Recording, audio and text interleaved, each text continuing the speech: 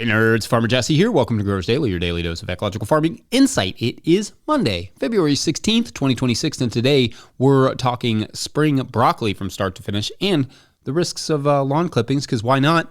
So let's do it.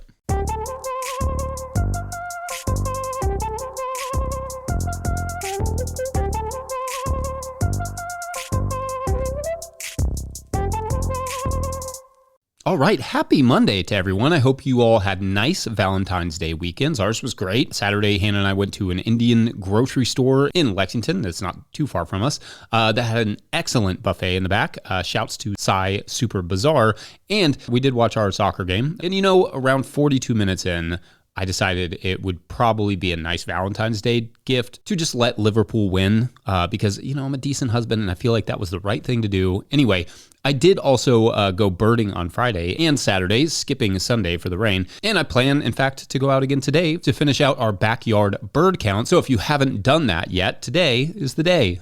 Go hit up the link in the show notes to learn more, or just download the Merlin app and then go out and spy some birds. I managed to get some photos this weekend, but they were quite mediocre, to be honest. And I don't really know why, except that every bird I wanted to take a picture of insisted on either bouncing around or just hiding. I got an awesome message, though, from Patreon member Colin Ince, who said they went out to birdwatch this weekend and saw a Cooper's hawk snatch a robin out of the sky. Amazing. That's wild. Birds are super cool. I recorded about 16 birds in all so far, all of our usual wintry stuff here, but that's good too. Good to see they're still here, and hopefully I can add a couple more today. We'll find out. All right, so it is Monday, where every week this year we are digging into a single, less talked about crop in a series we're calling Planting and Raving. Today, the crop we're going to cover is spring broccoli. Is that different from fall broccoli? Well, it can be, and that will depend a little bit on your region. For us, though, we don't grow a ton of broccoli now that we do not do a CSA, which I'll talk about shortly, but we typically go with the faster growing broccolis in the spring and then slower growing broccolis in the fall. And anyway, since I was starting a couple trays of broccoli the other day for spring broccoli, I thought it would be great to dive into this crop a little bit and talk about considerations for early spring broccoli and tips for success. First, is it even worth growing broccoli? Obviously, broccoli is delicious, so if you enjoy broccoli, and like I enjoy broccoli, then duh, for sure, totally worth it. But this question of is it worth it is not an unreasonable one from a market gardening perspective, because you have this crop that is going to take roughly 2+ months to mature. Once you get it in the ground, it's going to attract an unreasonable amount of pest pressure from the second you plant it, and it's going to give you a single harvestable head in most cases. So really, is it worth it? And the answer is that it definitely can be if you are able to charge what the head is worth, which can be around, you get one head for every 1.5 square feet. That's around $7 to $10 a head arbitrarily, then sure. But that's not easy to do in most markets. And to clarify where I got that number, if you have 200 square feet of bed space and you need each crop or each bed to gross roughly $1,000, then a broccoli head taking up 1.5 square feet would have a gross of like $7.50, something like that. Anyway, a CSA can be a great way to use this crop, as you can pad that cost with other crops that are a little bit cheaper to produce. Chefs, of course, will love some fresh broccoli, but I would avoid too much wholesaling unless you can get a great price for it. Same goes for cauliflower and Romanescos, but we'll cover that stuff a little bit later. As a marketing aside here, I've always thought that crudité platters could be a great value add as a farmer, but of course, value adding is like starting another business, so be careful about that sort of stuff, and you need a commercial kitchen and all the things. Each farm will have to decide if it's worth it for them to grow this crop, and there are also ways to boost broccoli's revenue that aren't value adding. For instance, we planted a row of radishes beneath broccoli to help boost the earnings potential of the bed, so we didn't have to charge quite as much because it won't always sell, it's $7.50 a head or more. We've also transplanted lettuce inside of the broccoli for the same reason, and we will talk about bed prep and growing in the third segment, but broccoli is notably a heavy feeder, so any double cropping or intercropping or whatever should also be thoughtfully designed, and the bed should be in tip-top shape. For varieties, choose something faster in the spring in order to outrace any potential cabbage butterflies or that sort of thing. They tend to come out in June, so our goal is always to have the crop basically done by that time. When you start to see those white butterflies that give you those green worms that like to devour the brassicas and get inside of your broccoli like little jerks. But in slightly cooler or more regulated climates than our own that don't go from winter straight into summer and then sometimes back just for goofs, then you could also get away with a succession of broccoli, or with growing one shorter season, 59-ish day broccoli, and one longer, like 70-ish day broccoli in the spring. The longer the season, the better the flavor, in my opinion, but also the more time for pests to work their magic. I start my broccoli in February, obviously, but if I were much like in a much cooler climate, I would move it back later, like later February or even early March. This is especially true if you do not have a great way to protect them, as they will need to be kept from freezing in the greenhouse. And then generally, if you're going to plant them early in the field, they'll also have to be protected from those late frosts and or freezes. In the greenhouse, I use heat cables and row cover, but they're basically just like warming cables that you would use for keeping your pipes cool. I have that on top of our seedling tables, and then I'll put row cover over top of that, especially on colder nights, like 20 Fahrenheit or below. That would be like -6 Celsius or colder. That cold or any colder, I will bring those younger broccoli in to avoid buttoning up. That's just creating those small early heads, which can happen if they think they've gone through a winter, which in some cases they kind of have. So, touche.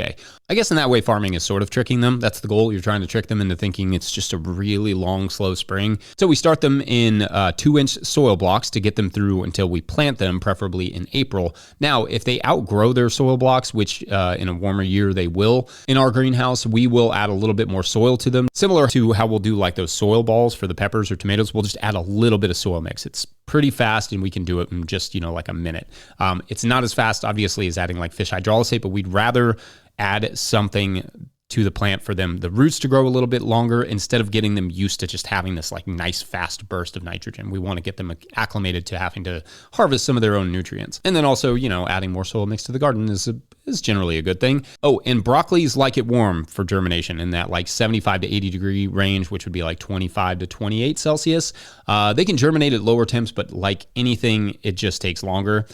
Anyway, we will tackle the actual growing part in the third segment, but first, let's have a little bit of a lawn clipping aperitif, shall we? Actually, don't drink it. I don't think you could drink it. You could like a smoothie or something. That would be still terrible. Don't do that. BRB.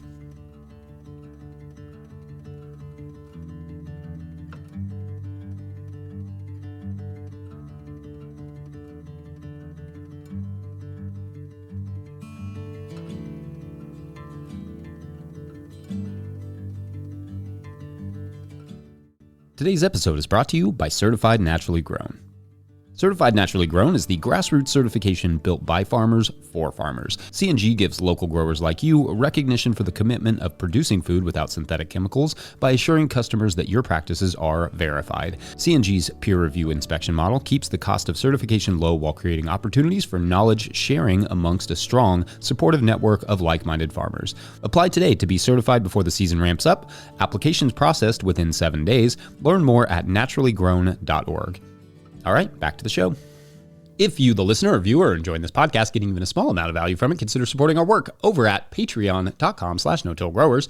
I will try to get to questions from everywhere that questions come in, but I will always get to your Patreon questions. Now, today's Patreon question comes to us from Patreon member Joanne Fisher, who writes, quote, "Happy New Year's Eve Day." That obviously this was from a while back. "Thank you so much for all you do and teach us.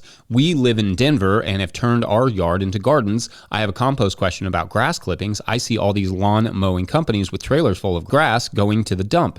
If I took a trailer for my compost, should I be overly concerned about residual chemicals from lawn care companies? Would you recommend this option for us city dwellers? I do get wood chips dropped.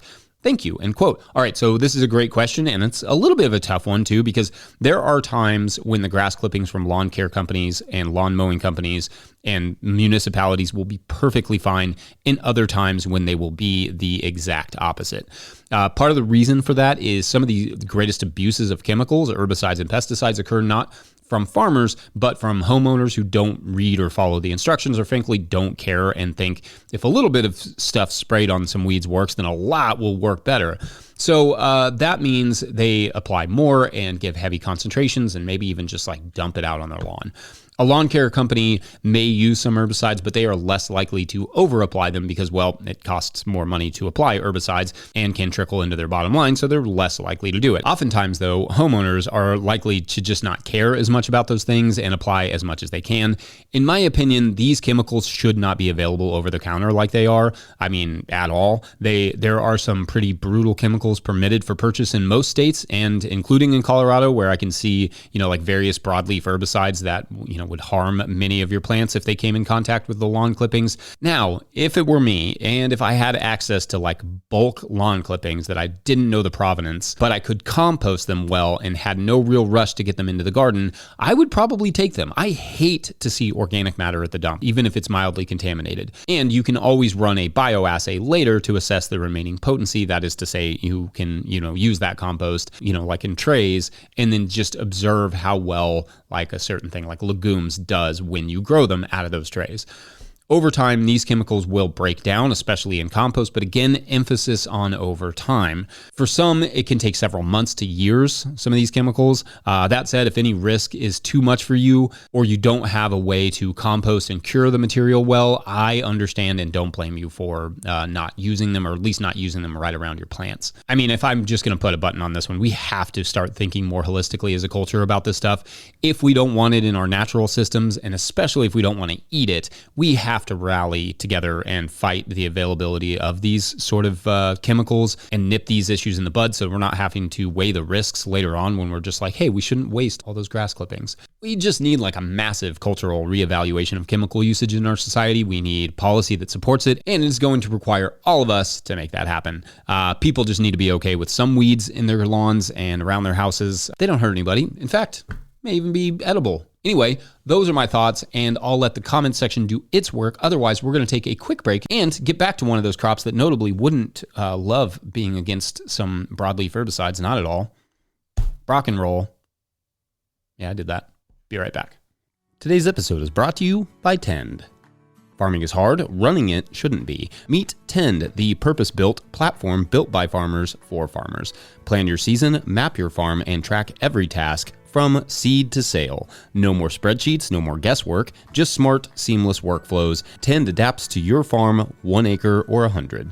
Real-time inventory, sales, labor, tracking, traceability, and analytics all in one place. You grow food, flowers, fruit, and more. Tend helps you to grow smarter. Start free today at tend.com. That's TEND.com. All right, back to the show. All right, so planting the broccoli. First, broccoli is a slow-growing crop and a crop that we never directly seed. And like I said in the first segment, we prefer to start it in transplants and grow those until, you get a few true leaves, generally like 4 inches tall. You can go a little bigger if you want, or if you have the space. The nice thing about spring broccoli is that you don't have to worry so much about pests beyond aphids. Like in the summer in the greenhouse, everything can find the broccoli. Harlequin beetles, cabbage worms, mice, bored animals just looking for something to do. Seemingly everything wants to mess with them in the summer when you're starting for them for the fall. But in the spring, it's much more tame in my experience. Mice and aphids are your main issues in the greenhouse, and then flea beetles in the field. For the mice and aphids, the card table, again, for the win, like I talked about last week when I did that in-field seeding session. And then in the field, I do like the insect netting, but we'll talk about that in a second. In the greenhouse, we grow them out, again, protected from freezes, until about mid-April here. That is about 4 weeks from our last chance of frost, but it's largely past our last chance of freeze. If we plant them that early, we will also cover them with row cover, as much for the flea beetles as the frost. We just want to keep them from getting too cold. For bed prep, it's good to take your time. As a heavy feeder, it's good to apply a decent layer of rich compost plus some kelp if you have it for micronutrients. A lot of brassicas love that. And decompact the soil with a broad fork if need be to let some of those amendments fall deep into the soil. Then rake or lightly harrow the surface and plant the broccoli at about 14 to 18 inches apart. That's 35 to 45 centimeters. So if you're on a 30-inch bed, that's 75 centimeter bed. That would be 2 rows, and we get 3 on a 48-inch bed, so that's 122 centimeters. The closer together that you plant them, the smaller the heads will be. But also, if you do want to take advantage of some interplanting opportunities, that extra room will help a lot to achieve 2 nice crops. Just having, more like 18 inches apart, so a little bit further apart, and then having space in between them to sow something else. Now, like I mentioned, we cover the crops to protect them from cold through the last chance of frost, May 10th here. The goal being to avoid that buttoning up effect from a hard frost where they create those little heads, which are not as profitable. Then the nice thing in the spring is we can usually just take the frost protection off, and not worry about covering for pests. After a few weeks in the ground, broccoli are usually past their most vulnerable time for flea beetles, though don't make assumptions about that if you have flea beetle issues. So if we see flea beetle damage, we will recover them with insect netting. If they still have radishes underneath, we will go straight to the insect netting too, though, after the row cover comes off, just to protect the greens.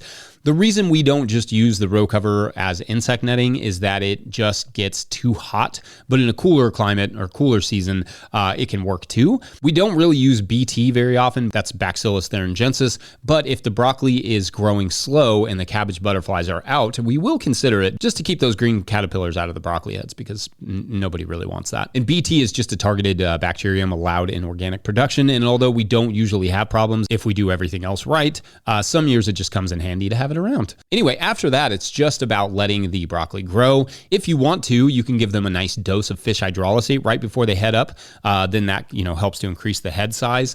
Though the cost and labor should be factored in. But if you're growing them at home, just like a nice little, nitrogen boost right as they're starting to head up. For harvest, make sure you know what a ripe broccoli head looks like. The florets should be tight and green. If it starts to loosen or look yellow at all, it's time to go.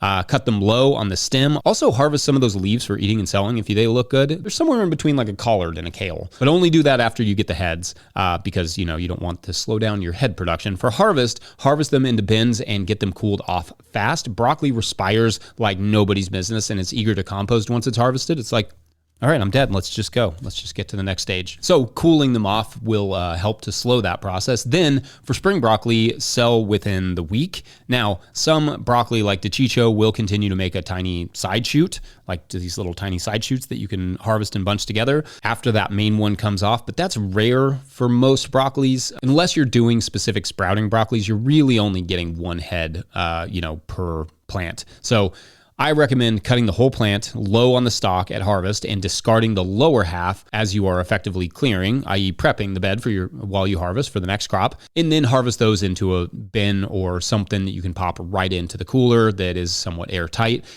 Anyway, I think that's the gist for spring broccoli. You all let me know what I should have added or any questions that you have. Anyway, I think we're going to be done with this Monday because Tuesday calls, I think. I haven't checked it yet. I can hear my phone ringing. But anyway, don't forget, No Till Growers is a nonprofit 501c3, so donations are tax deductible and greatly appreciated. Please make sure to like and subscribe and or follow wherever you're getting this podcast. That's an easy way to help us out as well. Enormous thank you to all of our show sponsors. And if you'd ever like to sponsor the show, you can reach out to Farmer Michelle at notillgrowers.com. Huge shouts to Willie Breeding for the theme music, Mike Hilbert for the production help and editing, and my wife Hannah for absolutely everything in the world. Also, shouts to Epidemic Sound for the background music that you can hear.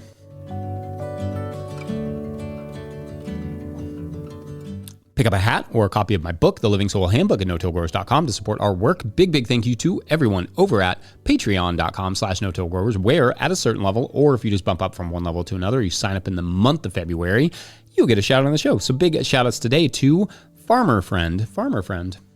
Nice. Welcome aboard, Farmer Friend.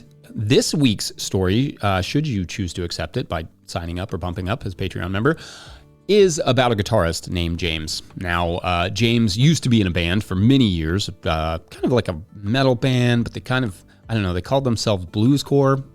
It was cool. It was a little weird. But anyway, he used to be in this band for many years. And in fact, he was pretty good. And now he mostly just makes his money giving guitar lessons and doing occasional studio gigs, though he would say both of those things are getting increasingly difficult to make money in because, the rise of AI teachers and musicians. But James insists that's not something he really wants to complain about. Anyway, one day James is sitting in the guitar shop where he works waiting on his next lesson, or at least he was, but they canceled, when a group of 4 guys in Pecos walk in and look at James and say, "We're going on tour and we need a guitarist. You've been recommended.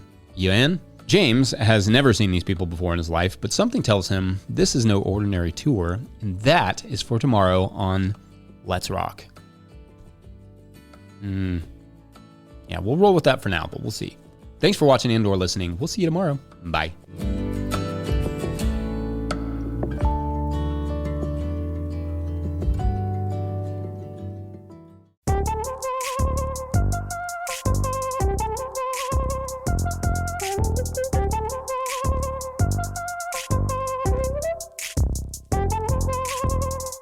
One of the biggest challenges of earning a degree as a military veteran is transitioning your goals and experiences to your next phase in life. National University gets it. As a veteran-founded Yellow Ribbon School, they offer post-9/11 GI Bill acceptance, dedicated military support and advising services, and credit for your military experience. That's why 30% of their students are military affiliated. And you, education that serves those who served.